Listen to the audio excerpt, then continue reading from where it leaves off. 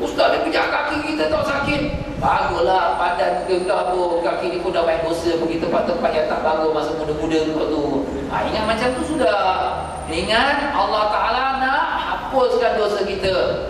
Apa nak keluar pintu masjid pun tolak-tolak. Yalah, dia nak terbuang air besar, waktu dia nak cepat. Kita bagi excuse. Jangan kita simpan dalam hati. Apa tolak-tolak? Utara, jangan.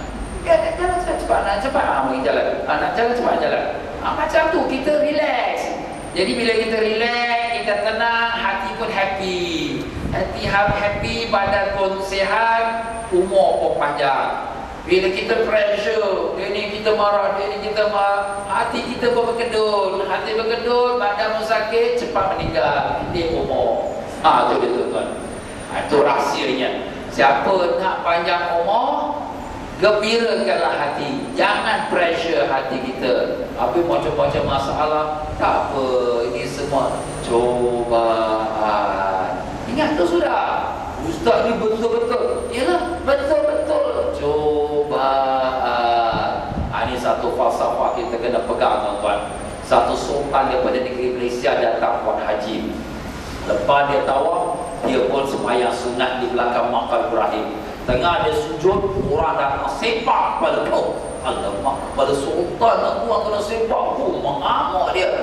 Tapi mufti dia kat sebelah tukar penasihat, dia kata, tuanku, jangan-jangan itu malaikat tak? Ya, jangan-jangan malaikat lah cobaan ya. Tuanku pun tahu cobaan, takkan kita tak tahu cobaan?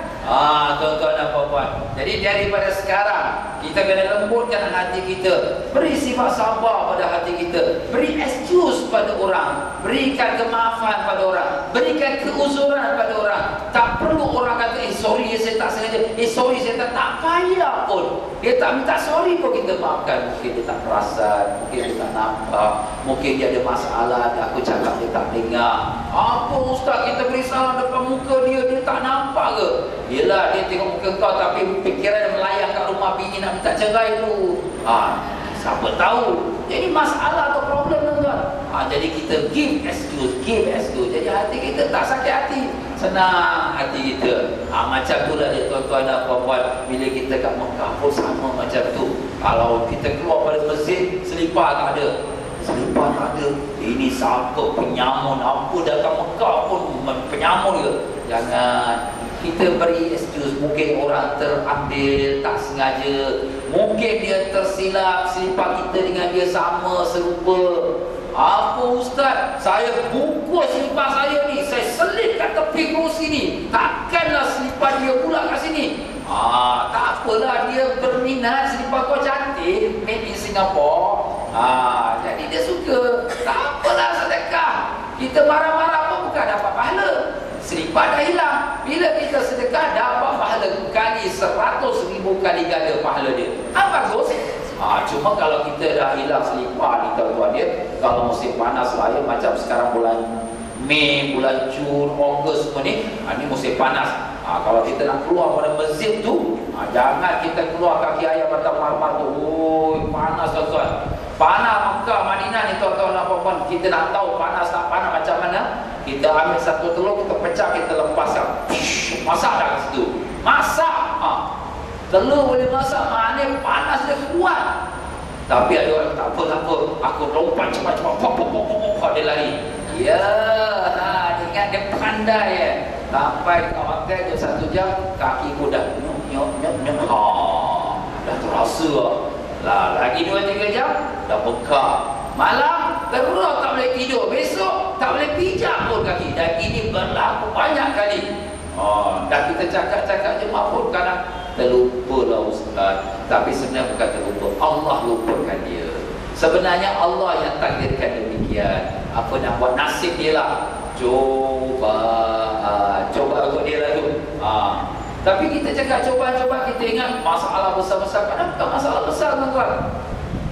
Masalahnya kadang kecil saja.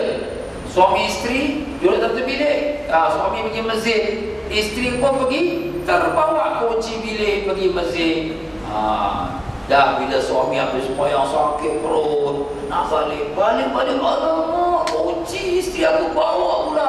Patut tinggal tinggalkanlah kat resepsionis, dia bawa pergi masjid. Isteri pula dia tengok Kaabah nangis lama. Allahu Akbar. Dah suami ni mengamuk-ngamuk, kau ni dah nak bermayang, duduk lama-lama. Oh, tuan-tuan jadi gaduh. Padahal masalah kunci kecil aja. Tapi kenapa tuan-tuan? Allah nak test suami itu. Siapa yang lupakan isteri itu? Allah yang lupakan. Bukan isteri itu sengaja nak bawa pergi masjid, tapi dah Allah lupakan, dia pun terbawa sampai ke masjid. Siapa yang sakitkan perut dia suami itu? Allah juga yang sakitkan perut suami dia. Tengok Allah nak test dia. Tapi sikit dia pasang, dah bergaduh. Kadang-kadang minta maaf tuan-tuan, sampai berlarut-larutan. Balik Singapura boleh jadi kes mahkamah cerai pula. La ilaha illallah.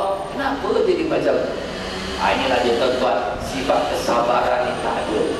Sifat hawa nafsu ni membuang. Sebab tu kita nak buang sifat ni tuan-tuan. Kita pergi ke Mekah ni, kita dalam ibadah haji, ibadah umrah, buang sifat cepat marah, sifat sombong, muka semua dibuang. Tapi macam mana nak buang? Ada orang kata, nantilah Ustaz, saya kalau sampai Mekah ni, saya betul-betul nak jadi baik lah. Awak ingat apa Mekah magic Datang main Mekah tu jadi wali Sorry ya, maaf tuan-tuan ya. Abu Jahal, Abu Lahab beranak kat Mekah, mati kat Mekah pun dia juga Abu Lahab, dia juga Abu Jahal. Tak berubah juga, maaf lah. Unta pun beranak kat Mekah, mati pun unta juga. Tapi unta lagi bangga pada kita tuan-tuan. Dia tak masuk neraka, kita belum tahu lagi. Jadi tuan-tuan dan puan-puan, kita ingin perubahan kena mula dari sekarang. Sekarang kita kena tukar sikap kita. Kita kena buang sifat ego kita, sombong kita, semua kita kena buang.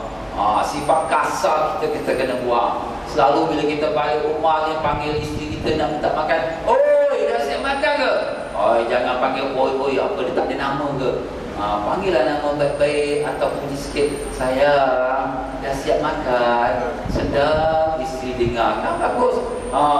Kalau sekiranya marah pun, makan alamak, ni lauk tak sedap lah, jangan komplain, makan. Puji lagi, bagus lah, you masak sedap lah, I really love you lah, you are very nice, your cooking is very good. Puji dia. Tapi you punya lauk ni kalau sikit tambah sikit garam lagi bagus. Jadi isteri pun sedap dengar. Walaupun terasa lemak, laki aku komplain, tapi ibarat macam kita siapkan dalam pilo, dia jatuh tak sakit lah, dia spring. Nampak tuan-tuan? Jadi kalau kita kan makan, alamak, apa lagi masak ni, lauk yang macam ni kurang garam, tak ada rasa apa. Alamak, bini berbeza, besok kau masak sendiri ya. Kan dah susah. Nampak tuan-tuan dan puan-puan? Sebab tu kita ni kena buang sifat kasar, sifat sombong. Puji isteri, puji anak kita. Kenapa tuan-tuan kita puji mereka? Pertama, bila kita puji mereka, kita buang sifat ego kita. Maaf tuan-tuan ya, ego ni, besar diri ni, dia tak suka puji orang pasal dia rasa diri dia baik. Bila dia puji isteri dia, you are very nice, I love you very much, you are very good, thank you to be a good wife. Kita pula puji anak kita pula, you are very good daughter, you are very good son, I love you, thank you to be a good daughter, thank you to be a good son. Ada tak pernah kita puji anak kita? Maaf tuan-tuan, kita tanya diri kita balik, ada tak pernah kita puji isteri kita? Nah, sekarang tuan-tuan dan puan-puan, kita balik, kita ubah, kita puji isteri kita, puji anak kita. Ini buang sifat ego kita.